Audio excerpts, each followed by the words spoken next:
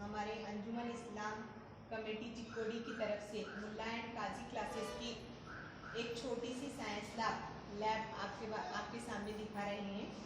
यहाँ पर जो जो चीज़ें हैं वो आज हम आपको दिखाने वाले हैं। तो सबसे पहले यहाँ पर आपको ये जो दिख रहा है ये डिस्टिल वाटर है। डिस्टिल वाटर का इस्तेमाल सारे आलात को धोने के लिए और एसिड को डाइल्यूट करने के लिए किया जाता है। ये जो दिखाई दे रहा है ये है टिश्यू पेपर, देख सकते हैं आप इसे, ये टिश्यू पेपर है। इसके बाद यहाँ पर जो है ये नज़र आ रहा है ये है फिल्टर पेपर, जो महलूल को साफ करने के लिए, फिल्टर करने के लिए इस्तेमाल किया जाता है।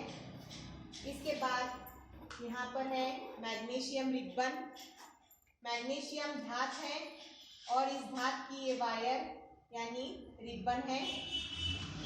यहाँ पर आपको दिखाई दे रहा है टेस्ट ट्यूब स्टैंड और टेस्ट ट्यूब, जिसमें 6 छोटे छोटे टेस्ट ट्यूब हैं और ये टेस्ट ट्यूब का होल्डर यानी स्टैंड है। ये टेस्ट ट्यूब होल्डर है जिसके ज़रिए हम आसानी से जब हमें कोई भी चीज़ गर्म करनी है या टेस्ट ट्यूब को गर्म करना है तो इस टेस्ट ट्यूब होल्डर से इसे पकड़ सकते हैं, जो पीछे लकड़ी के हैंडल से बना हुआ है। ये जो दिखाई दे रहा है आपको छोटा सा, ये है स्पैटुला, जिसमें किसी भी चीज़ को अगर गर्म करना है तो थोड़ी सी पाउडर मिकदार इसमें लेकर इसे हम आसानी से गर्म कर सकते हैं। ये है पिपेट, पिपेट के ज़रिए हम थोड़ी सी जो हमें एसिड या फिर कोई भी और सॉल्यूशन चाहिए इसे हम ml के अंदर मेजर कर कर ले सकते हैं। ये है टसेल फनेल, जो हमें एक्सपेरिमेंट तजुर्बा करते वक्त अगर किसी भी चीज़ को ऊपर से डालना है तो हम टसेल फनेल का इस्तेमाल करते हैं। यहाँ पर दिखाई दे रहा है ये है ड्रॉपर, जो प्लास्टिक के बने हुए हैं, ये ड्रॉपर है। और एसिड को डाइल्यूट करते वक्त जो सबसे अहम चीज़ है जो हमें बार बार हिलाने की ज़रूरत होती है, तो ये ग्लास रॉड के ज़रिए हम एसिड डाइल्यूट करते वक्त बार बार हिलाते हैं। यहाँ पर दिखाई दे रही है आपको मोमबत्ती। इसके बाद यहाँ है methyl orange, methyl orange indicator है। इससे आपको एसिड और असास का पता चलता है, बेस और एसिड का फ़र्क, तेज़ाब और एसिड का फ़र्क, तेज़ाब और असास का फ़र्क हम मिथाइल ऑरेंज के ज़रिए करते हैं। उसी तरह से यहाँ पे है फिनोल्फेथलीन सॉल्यूशन।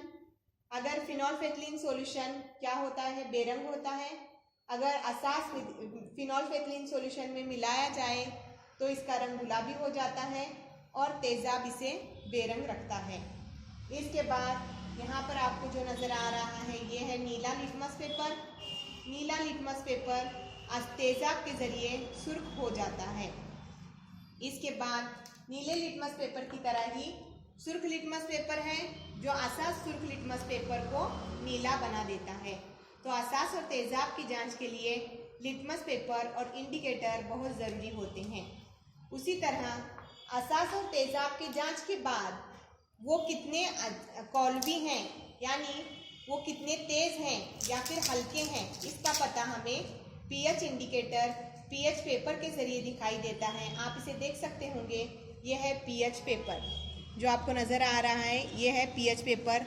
तेज़ाब कितना कॉन्सेंट्रेटेड है और असास कितना कॉन्सेंट्रेटेड है, ये हमें पीएच पेपर के ज़रिए पता चलता है।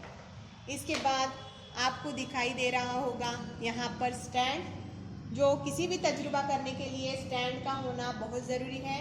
कोई भी चीज़ हम हाथ में लेकर नहीं कर सकते, तो यहाँ पर स्टैंड है और स्टैंड पर ये है बड़ी टेस्ट ट्यूब, जिसके अंदर हम कोई भी तजुर्बा आसानी से कर सकते हैं। स्टैंड के साथ साथ ही यहाँ पर आपको नज़र आ रहे हैं बीकर्स। ये बीकर जो हैं, ये बीकर हमारे 500 ml के बीकर हैं। ये बड़े बीकर हैं 500 ml के, ये उससे छोटे हैं 250 ml के।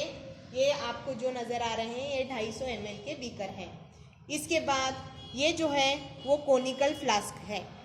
कोनिकल फ्लास्क हमारे पास है 250 ml के, 250 ml के 7 फ्लास्क हैं। इसके अलावा 100 ml का भी एक फ्लास्क है, जिसके ऊपर लगा है रबर कॉर्क। रबर कॉर्क तामुल के दौरान खारिज होने वाली गैसों को बाहर जाने से रोकता है। रबर कॉर्क में लगी हुई है निकासी नली, जो यल शेप की है। निकासी नली के जरिए खारिज होने वाली गैसों का पता चलता है।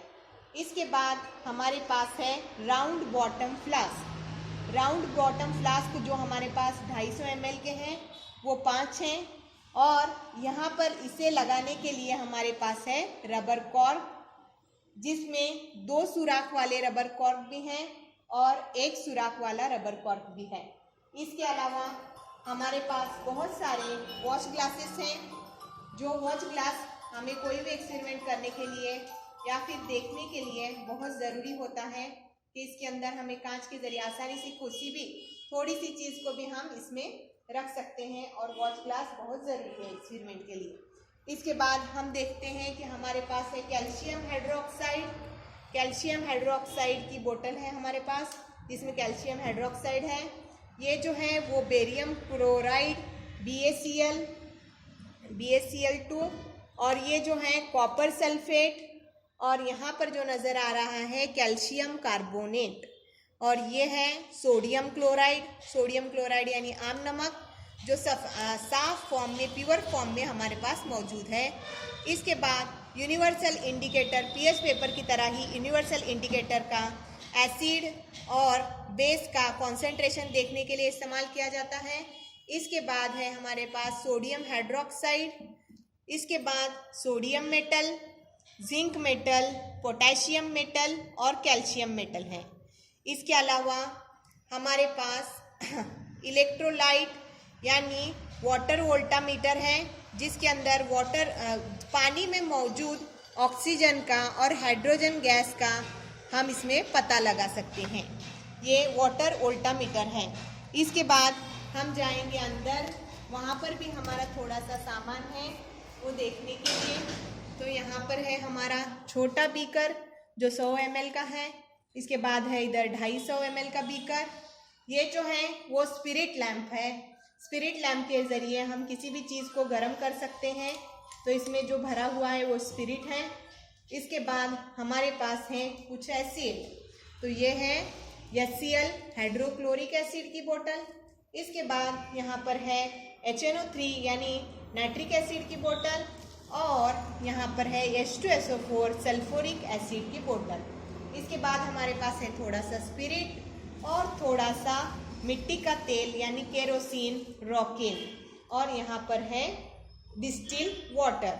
डिस्टिल वाटर के साथ साथ हमारे पास थोड़ा सा यानी आधा किलो के करीब भूजा हुआ चूना है, जिसे मैंने वॉच ग्लास पर रखा है, थोड़ा सा निकालकर वॉच ग्लास पर रखा है। ये है फिल्टर पेपर, जो लकड़ी साफ करने के लिए इस्तेमाल किया जाता है। धातुओं को जलाते वक्त धातुओं को साफ करना बहुत ज़रूरी होता है। जैसे मैग्नीशियम को जब जलाया जाता है तो फिल्टर पेपर से ही रगड़कर उसे बाद में ही जलाया जाता है। और ये है लोहा साफ करने का फिल्टर पेपर। तो इतनी सारी सब चीज़ें हमारे पास मौजूद हैं। तो हम ये उम्मीद करते हैं कि हमारे क्लास में एडमिशन लेकर आप अपना ज़्यादा से ज़्यादा फ़ायदा करके लें। शुक्रिया। कट करेंगे उससे पहले।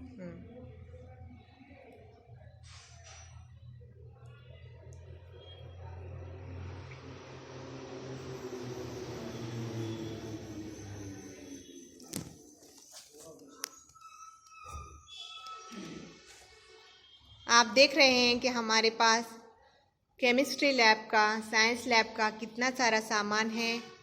तो आप हमारे क्लास में जल्द से जल्द एडमिशन लेकर अपना बहुत सारा फ़ायदा करके ले, ये मैं गुजारिश करती हूँ।